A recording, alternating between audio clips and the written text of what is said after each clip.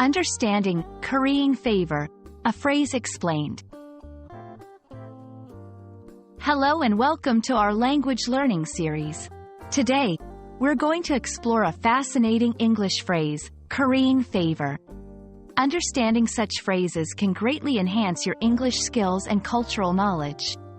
Let's dive in.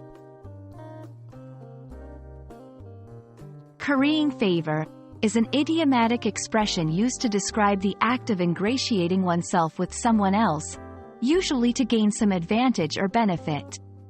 The phrase implies that the person is trying to win over or please someone, often in a way that seems insincere or obsequious. This phrase has an interesting history. It originated from the Old French term, courir favors, meaning, to seek favor. Over time, it evolved into currying favor, but interestingly, this change was influenced by a misinterpretation.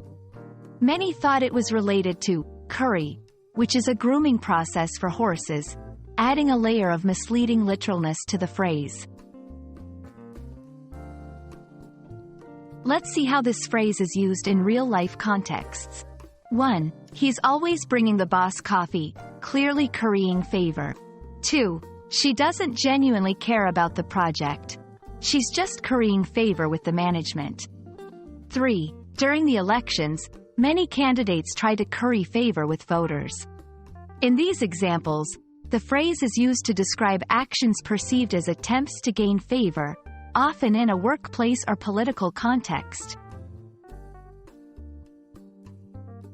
Understanding synonyms can broaden your usage of the language.